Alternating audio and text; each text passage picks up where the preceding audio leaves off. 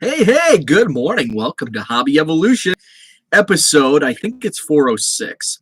I typed it 10 minutes ago. Memory lost already. It's Friday. Welcome to the weekend almost. I don't really have anything to talk about this morning. It's just going to be a mishmash potpourri. I'm going to touch on eBay stuff.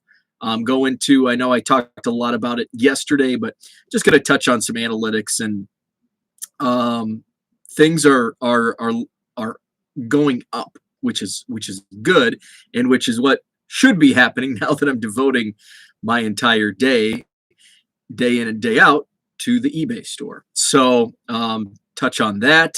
Touch on my plans for today and this weekend. So uh, I haven't given a Cubs update in a while, so I really want to tackle.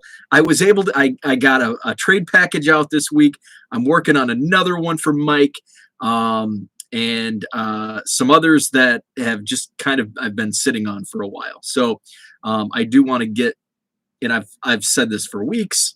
Want to finally get caught up on those.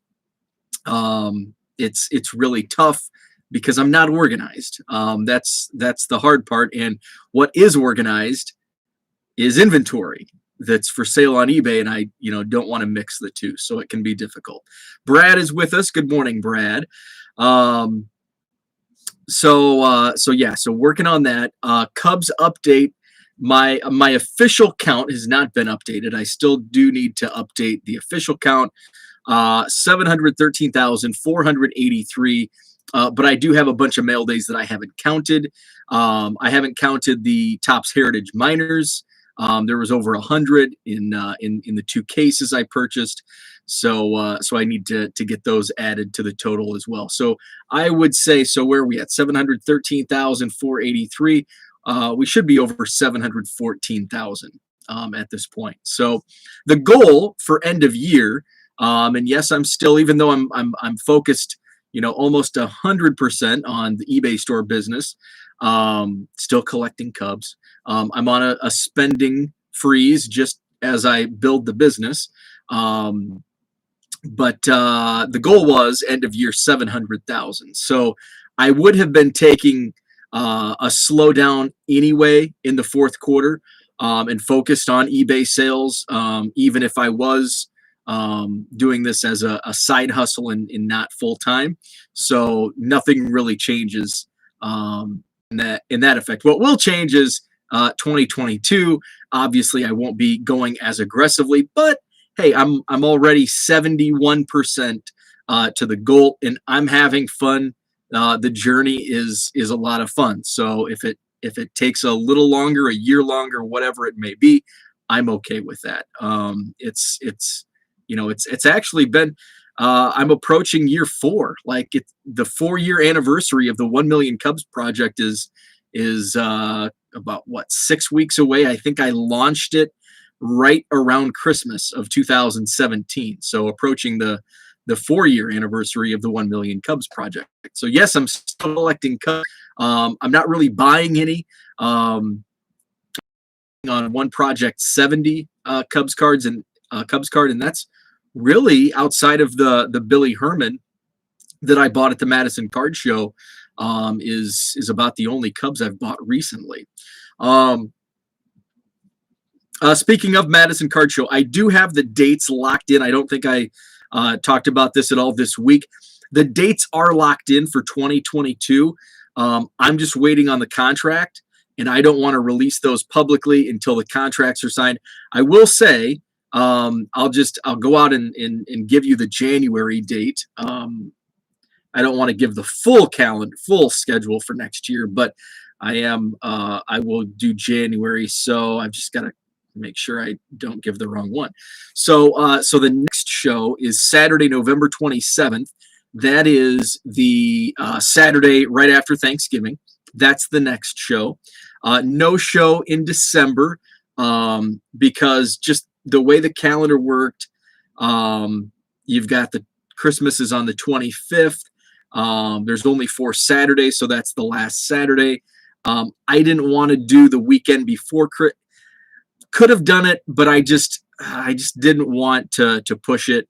That weekend before Christmas can be kind of hectic for families and all that. So can the Thanksgiving Saturday. So I didn't want to chance 2 months in a row where it could have been a wild card weekend. So no show in December. The January show will be Saturday, January 29th. So that will be the next show after the November show, Saturday, January 29th. And then I've scheduled out the rest of 2022, February through November, again taking December off, and we'll see. Maybe I can get a day. We'll kind of see how the layoff goes between November and January. I'll talk to the vendors and just see. I'll take a look at the 2022 calendar. Maybe I'll throw a date for next December.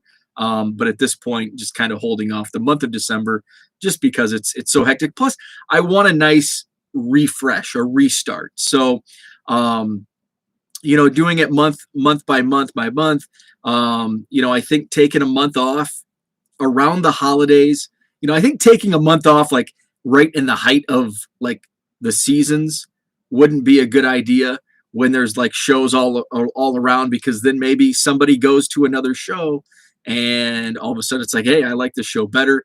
Don't want to take any chances during the, regular times. But right around Christmas, I think people understand and people likely busy. So that refresh could be nice, gives it a little more demand. Hey, we haven't had a show in 2 months. Let's go.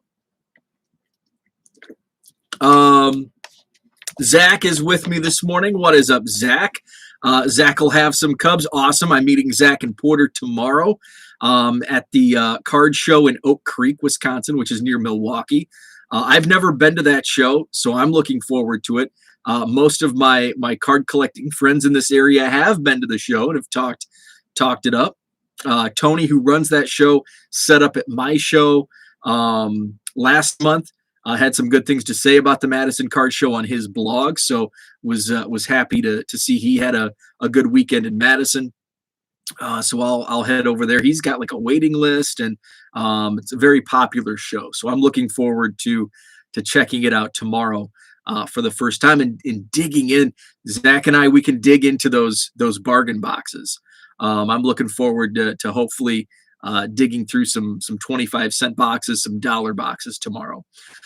Jenny said, trades are my focus this morning as well, catching up from the week. And then I have to enjoy the final few days of nice weather in the Midwest and get leaves done, garage clean, all that fun stuff. Oh, yeah. I think we've got some decent weather ahead of us for the next couple days. It's been cold, but it's been like a comfortable cold. And what I mean by that is the temperature's only been like 40 to 45 the last few days. And I've taken the dog for a walk, but it's the sun's been out and there's been no wind or breeze. So that sun hits you, and I take the dog for a walk around lunchtime, around noon. So that sun's right up, and it feels kind of good. So it looks like we're going to be at 52 today, 60s for the next 1, 2, 3 days, and then mid 50s most of next week, and then it dips next weekend. So yeah, we've got a nice solid week of decent weather here. So I like that. That means in January, it will be 4 years since I've known you. Yeah, our first trade. Jenny was one of the first trades in the 1 million Cubs project. I think the first official trade took place around December, around the end of December 2017 with Tony, who's a big White Sox collector. Through most of my trades back in the early days were done through Facebook groups. Now very few. Because I don't have to advertise trades. The Cubs keep coming, and it's hard to keep up with trades. So I don't even really broadcast the fact because I'm just so behind. So I don't even really do. There's a few people that I've known from like the early days of trading that we still do trades now and then from Facebook, but mostly it's been all Twitter since, probably I was scared to do trades on Twitter. Because I thought, well, at least on Facebook, you have the person's like all their information. It's there. So why would they scam you? But Twitter's like could be the egg, and you have no idea. But what I find far fewer scammers on Twitter than Facebook. I mean, at Facebook, it seems like I see scams constantly broadcast on Facebook groups. I rarely see Twitter scams. And there definitely are Twitter scams, but what happens is somebody gets burned once or twice, and all of a sudden the hobby jumps in and they're like, this guy's a scammer, and poof, he's gone, and he's probably running to Facebook. For some reason, I don't know. Because I think there's so many. And okay, so here's why I think they're so rampant on Facebook. There's so many groups. Like Twitter is Twitter. Like it's just one big thing. And so if there's a scammer, everybody knows and it gets broadcast. But on Facebook, it's like, well, this group, and then that person gets kicked out and goes to the next group. And then they don't know. And it's not like you can't just share or retweet. I mean, you can, but you have to share it in all of these groups, all of these scammer groups. And yes, there are well-known scammers on Facebook that always continue popping up. But over time, it's like, okay, hey, the gig is up. But I found Twitter to be far better than Facebook. And I can't speak to the other social media platforms because I've never done a buy or a purchase or a trade on Instagram. I know that's popular, but I just haven't, done anything on that platform, so I can't speak to it. But I love Twitter. It's where I spend most of my social media time, and I found it to be fairly scam free. I don't think I've ever been scammed on Twitter, whether it be a purchase or a trade. I don't think I've ever. Maybe I have, and it was so insignificant that I don't remember, but I'm pretty sure out of all the deals I've done on Twitter, I haven't had any, sometimes I have pretty good spidey senses when it comes to, people coming from out of nowhere, and I can sense it, and I'll get the vibe. It's like, nah, I don't think so. But yeah, for the most part, it's been good. Jenny agrees. Twitter is great for. Oh, and in another TCDB, I've never done any deals on trading card database that I know of. Now Mark Z in Tennessee. Now him and I have done several Cardinals for Cubs trades. And I'm sure Jenny and Zach, you've probably done. I think Mark is a big trader on TCDB, and I don't know because I went on early on. I went on TCDB, like the message board, and announced. So we might be where we initially did our trades, because sometimes I'll get trade requests like via email. But yeah, I haven't done any TCDB trades. Trading card database, great for trading. Over 500 trades there. One time I got scammed, but it was for 9 common set cards for the cost of a stamp, so not a huge deal. So yeah, so tomorrow Zach and I are going to meet up at the Oak Creek Card Show. That's my hobby weekend. Saturday there.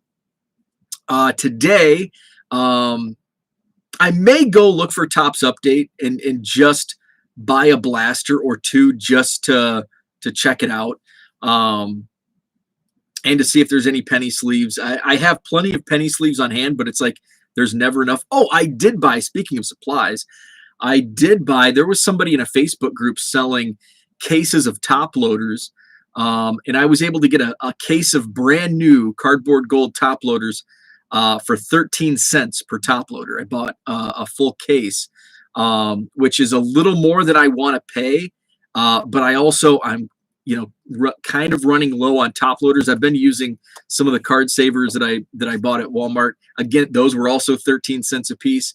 I can get card savers. They're on back order through BCW. I can get those for 6 cents.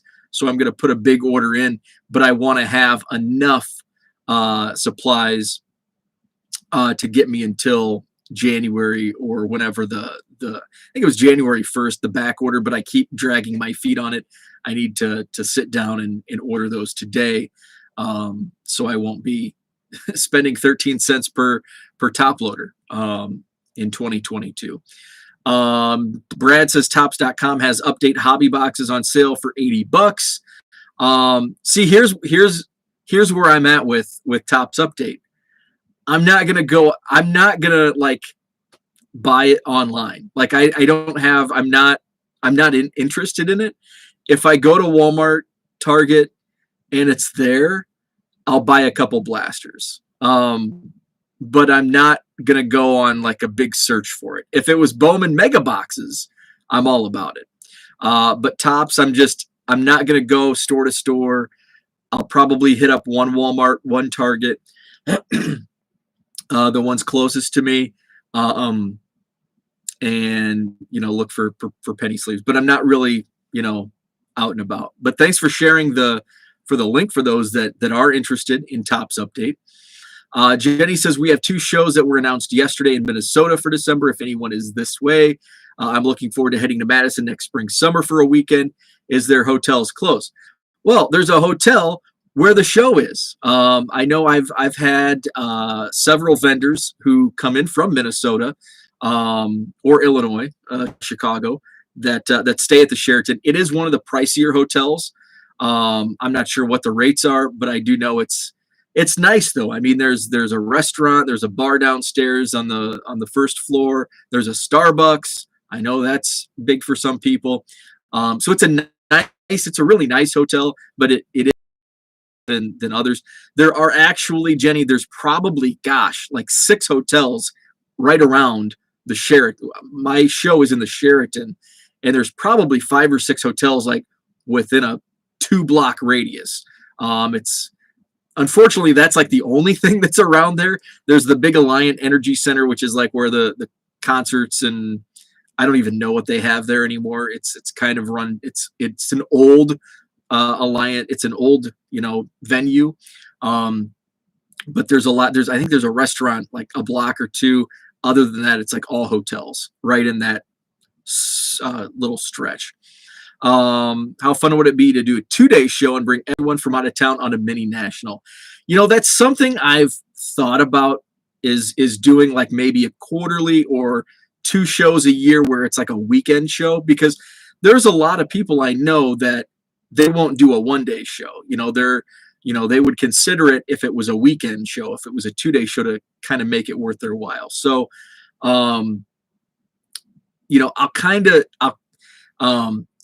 because typically, so the venue, the reason I had to lock in my dates so early was because it's a popular venue, and they also have weddings in the ballroom we're in hosts weddings. So I want to get those dates, and beat out some of those weddings.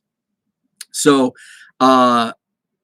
usually Sundays, like kind of there's not anything going on a Sunday.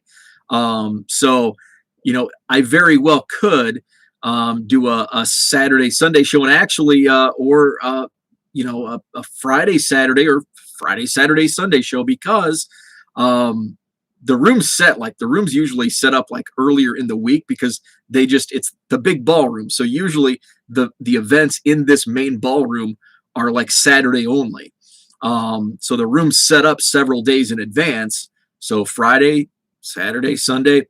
Now my price would go up, but it is definitely something I can think of that we'll see how 2022 starts out, and maybe gauge some interest from some outside vendors. I would want to get like some confirmation, because a lot of the 1-day guys wouldn't do a 3-day show or a 2-day show. So it's kind of like, okay, can I make it up? Is it worth it? I don't know. That's something to think of. And then also I would have to think of security and, is the room. So there's a lot of like just logistical things to consider, because typically the room's not locked. And I would have to talk to the venue, like, can it be locked? There's liability issues with, if something happened to goods, if heaven forbid something was stolen. So there's a lot of like just logistical issues that, it's kind of like, I don't know if I want to go down that road. Even without a show, I'd be happy to just spend the second day with Twitter friends digging through quarter boxes and chatting. We could do that somewhere in the hotel. Yeah, like some type of like trade night. I know my buddies down in Rockford, they do like a trade night deal after their show. Some of the bigger shows do trade nights. A lot of the dealers, like when it's 2-3 o'clock, they're gone. And a lot of trades are happening like during the show. I see it from, and Jenny, this is a perfect example of why trade nights work, is for out of town. And that's why they're so big at like the National, where everybody's in from out of town. Well, what are you doing after the show? You're in a hotel. There's nothing else to do unless you're going to go to a baseball game or, all that. But a lot of people aren't. So what do? They go to the hotel lobby and they trade. So that's why I think the trade nights are, far more successful at the bigger attraction shows like the National, the Dallas show, and some of those multi-day big, more national regional shows, because people are in from out of town and, they may not want to go out and spend money on a baseball game or, something like that, but they'll go down to the lobby and trade. If you can send me a flyer to your show by December 4th, would be perfect, especially if it has 2022 dates. I'm going to a show December 5th and 11th. Would love to put a flyer on my table. That would be awesome. I would really appreciate that. I should have the contract today. And then next week I can get the flyers put together with all the dates. I'm just waiting on. I don't want anything. I want those contracts signed before I spend any marketing money on business cards and flyers. I want it, written and signed in stone before I put anything together. But I definitely think I will have them, both contract signed and the flyers put together, and the business cards made. And to me, I use like Vista Print, and they're pretty quick, like 2-week turnaround, less than 2-week turnaround. So should have that. So today may hit Target, Walmart, just to see the restock, what's going on. Not something that I'm like, it's also not something that if I just kind of like don't feel like it, I won't. Usually my buddy Ryan, sends me a message in the morning like, hey, Walmart stock, this is what's there. And then if it's anything that I'm interested in, like last week, I'm like, I don't really care.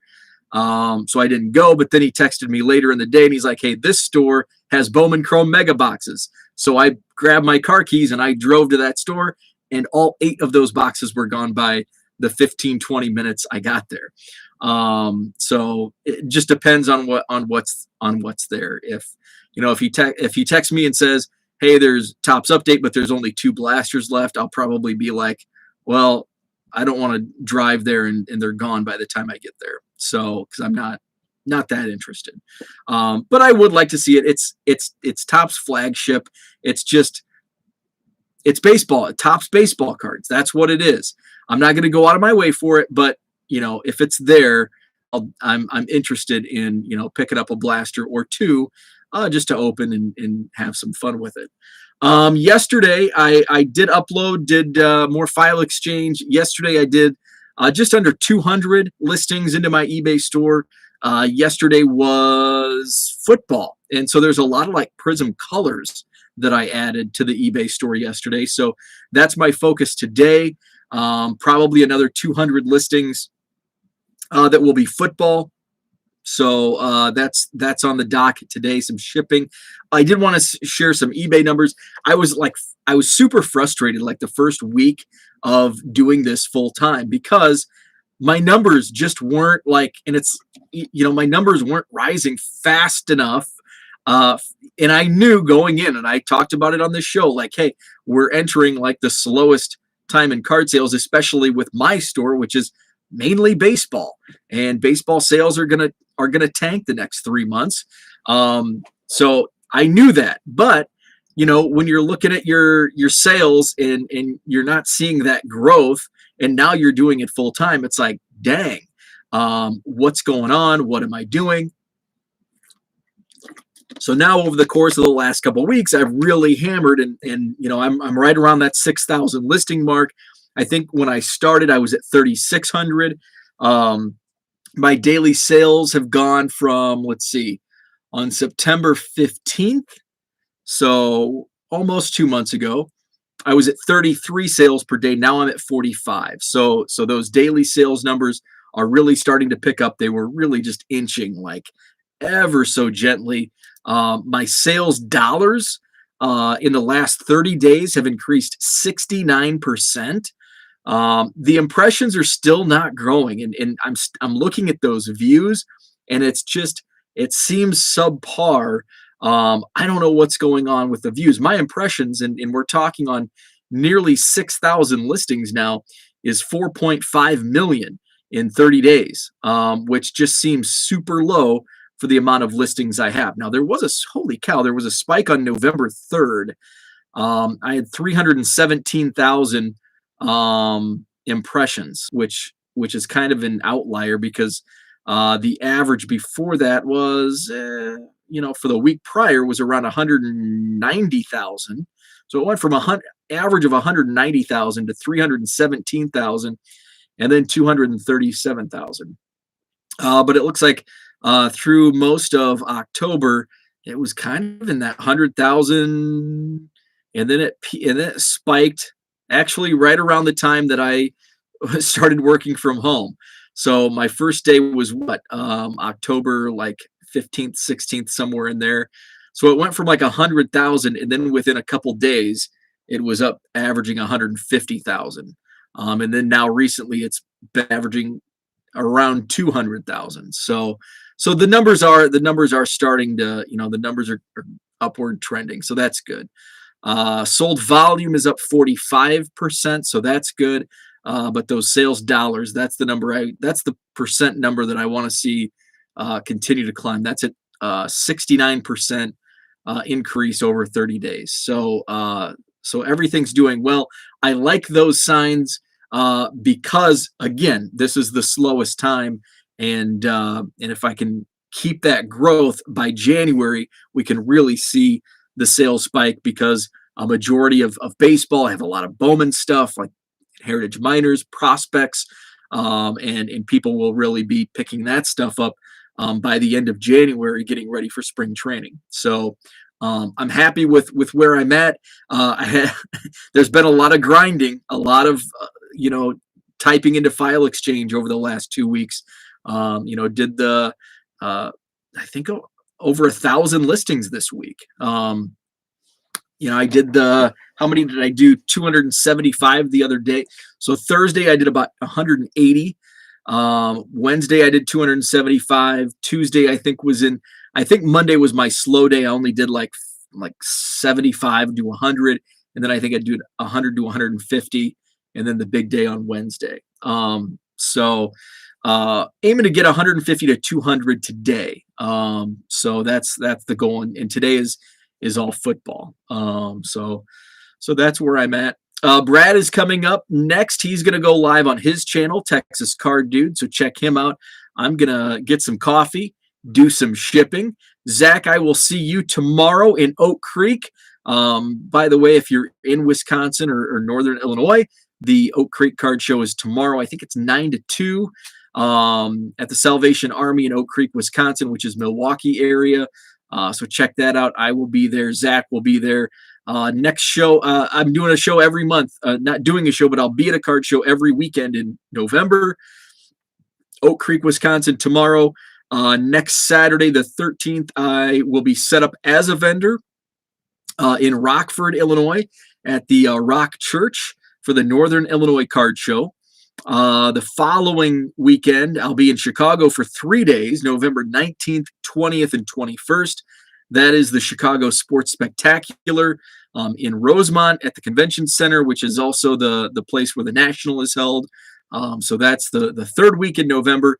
And then Saturday, November 27th, is the Madison Card Show here in Madison, Wisconsin. Sheraton Hotel, 9 to 3, free admission. Tables available. Let me know if you're interested. That'll be a great show. I think it's going to be a fun show. I've got another like half dozen new vendors already for the November show, plus our regulars. And I know some regulars can't do November, so I like having the new blood come in to replace some regulars that can't make it. So you're just building upon that. So looking forward to our November show. So have a great Friday. Have a great weekend. I will go live tomorrow morning, and it'll be earlier for a Saturday because I want to hit the road. The show starts at 9, so I want to hit the road between 7 and 8. It's probably an hour and a half drive for me. So I'll probably go live 6:30-ish tomorrow morning. I got to hit that Dunkin' on the way out of town. I got to hit that Dunkin' drive-through, get my power breakfast sandwich, my hash browns, which they only give you like 6 little small hash browns, and in my large coffee with 3 cream. That's my Dunkin' Donuts order. It does not change. Large coffee, 3 cream, power breakfast sandwich, order of hash browns. No hobby hotline for me tomorrow. No, I'll be at the card show when it airs live, so I will have to watch in replay at some point on Sunday. Because as soon as I get back from Milwaukee tomorrow, we have a dinner date with some friends of ours. So I'll be running straight back from Milwaukee, changing, doing dinner Saturday night. So then Sunday I'll be able to dive in to tune into Hobby Hotline. So that's all for today. Have a great Friday. Brad, I'll be tuning into you next. Check him out, Texas Card Dude channel on YouTube. Have a great weekend, and we'll talk tomorrow.